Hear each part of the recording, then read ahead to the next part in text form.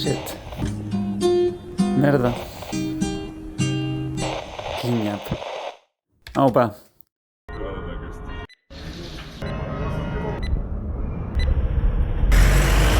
Ara sí.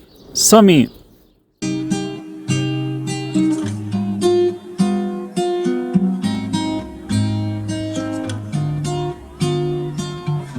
Bon dia, família! Avui us saludem des d'una ciutat que es troba a només 800 quilòmetres de València. Per mi és una de les ciutats més màgiques i especials d'Europa i de debò no hi ha prou paraules per descriure-la. Amb els seus carrers empedrats, els tramvies antics i els miradors espectaculars, és una ciutat preciosa que enamora des del primer moment. Exacte, una de les ciutats més màgiques d'Europa. Benvinguts a Lisboa! Sabíeu que Lisboa és coneguda com a ciutat de set colinas? En català, la ciutat dels set turons. Uns turons que ho fan tot molt més pintoresc. Ofereixen vistes panoràmiques increïbles de la ciutat i del riu Tejo. El riu i no l'oceà, perquè si no ho sabíeu, Lisboa es troba just a la desembocadura del Tejo, abans que arribi l'Atlàntic, on hi va parar tota la merda d'Espanya, bàsicament. Tornant als turons, cada turó és únic. Té la seva pròpia personalitat i encant, i sempre hi passen coses. Grups d'amics que s'hi aglutinen per fer un vespreig, artistes que hi pinten quadres o hi toquen música en viu, turistes que hi fan fotografies, parelles, trielles que comencen o deixen relacions, postes de sol... En fi, llocs plens de vida però nostàlgics a la vegada. L'escenari perfecte per una cançó de fado.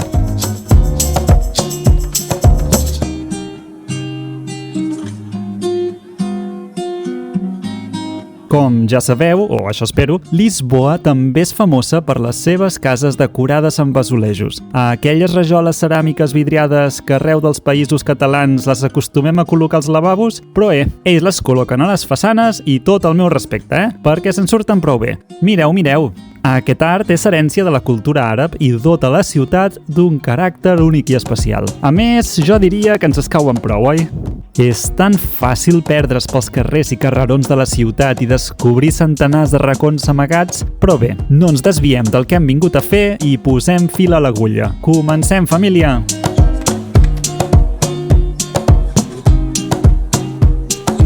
Estic convençut que si veniu a Lisboa fareu una visita a la Torre de Belém. Així doncs, jo us convido que continueu en aquell sentit d'allà, on hi trobareu aquell edifici que a simple vista sembla tan salacerista. Doncs just darrere és on hi trobem l'edifici que avui hem vingut a veure.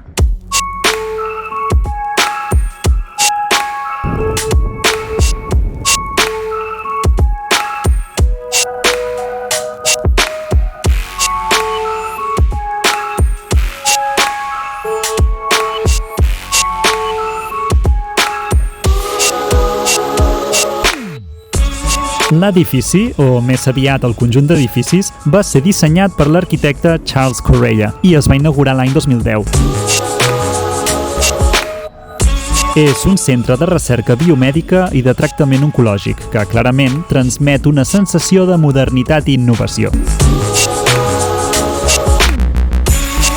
Està situat gairebé al final de la desembocadura del riu Tejo, on ja es pot veure l'oceà.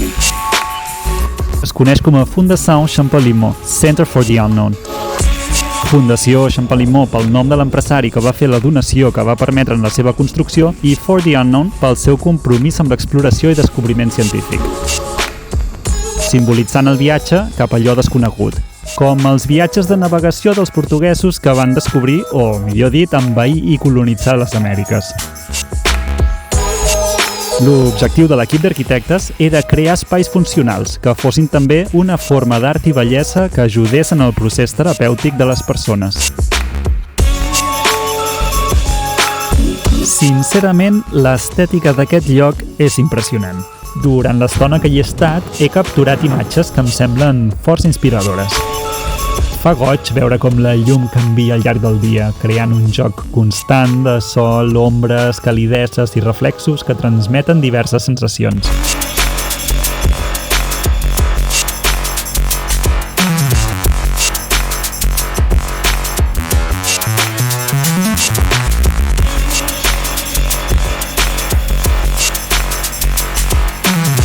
Amb tot això, aquest projecte em fascina perquè és una excentricitat rere una altra. Sí, ho heu sentit bé. Suposo que ja veieu que tot plegat és molt excèntric. Les formes corbes que semblen sorgir de sota terra, les columnes que no sostenen res però que simplement imposen, i molt, aquest gran baciot d'aigua al capdavant i aquest amfiteatre obert al cel són elements únics que em fan pensar que estic en una pel·lícula de ciència-ficció tipus Minority Report. Són recursos pretensiosos innecessaris? Potser sí, però no em podeu negar que doten l'edifici d'un caràcter ben especial.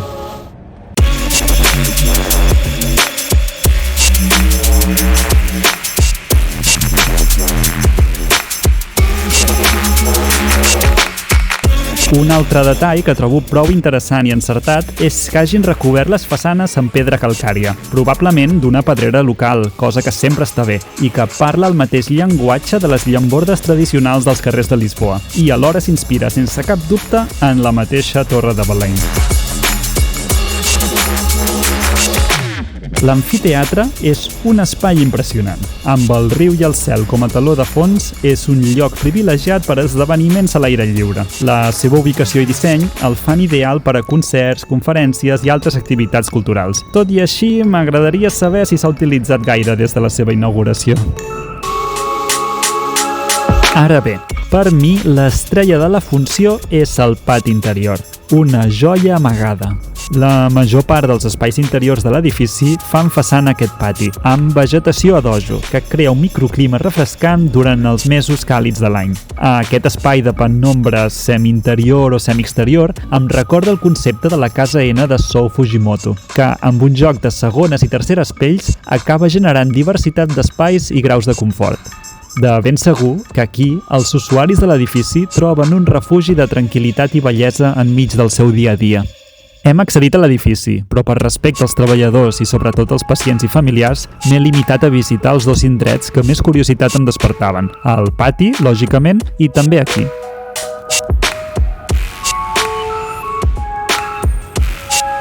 Sincerament, l'espai interior no m'ha semblat d'allò més atractiu. Diria que es limita a complir la seva funcionalitat.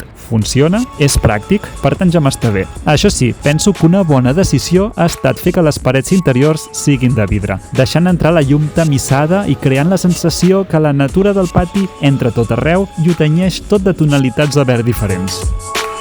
Molt ben trobat. Realment des de dins és com entrar a la selva. Increïble. Em fa pensar com seria viure en espais urbans però en harmonia amb la natura, incorporant vegetació que a la vegada fomenti la biodiversitat en edificis més sostenibles i respectuosos amb el medi ambient. Que les decisions de projecte es prenguin sempre situant el benestar general al centre de debat.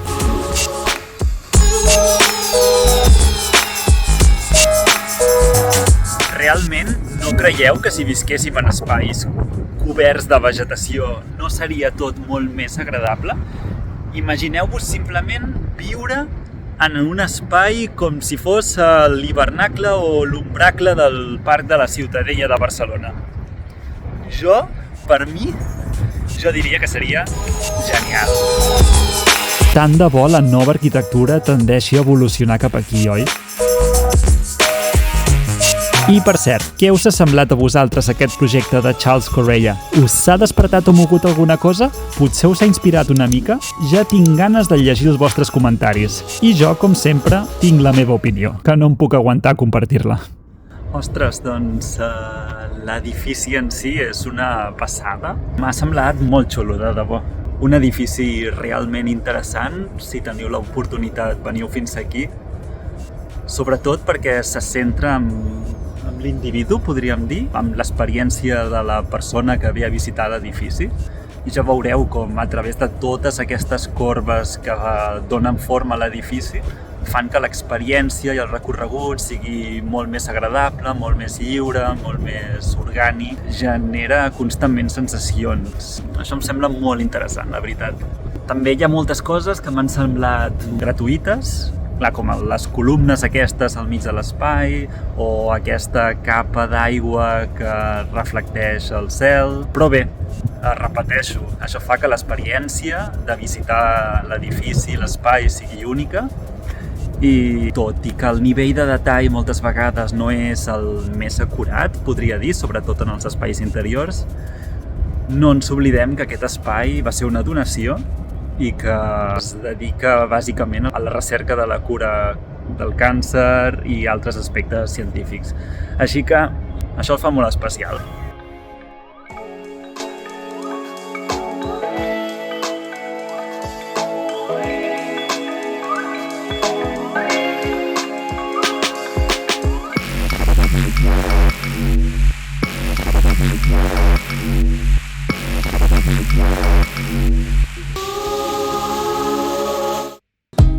I així arribem al final del nostre recorregut per aquesta ciutat que enamora. Espero que us hagi despertat les ganes de conèixer més Lisboa i la seva arquitectura. Aquí, la modernitat i la tradició es fusionen de manera molt harmònica. Mirant enrere en el passat, sempre ens acaba donant claus per redescobrir i millorar el futur, no creieu?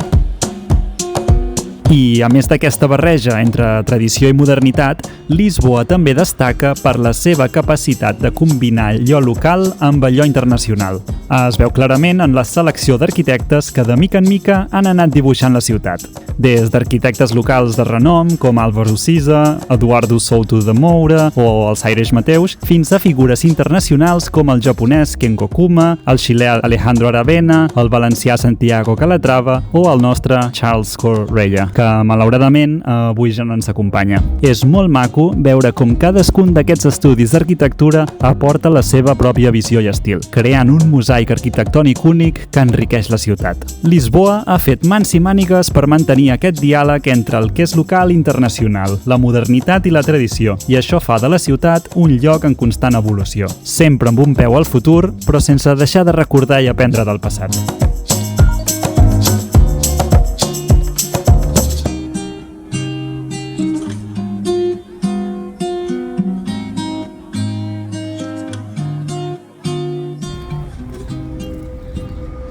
Doncs ara sí que sí, moltes gràcies per haver-nos acompanyat fins aquí i res, qualsevol dubte o suggeriment feu-m'ho saber i a reveure, família!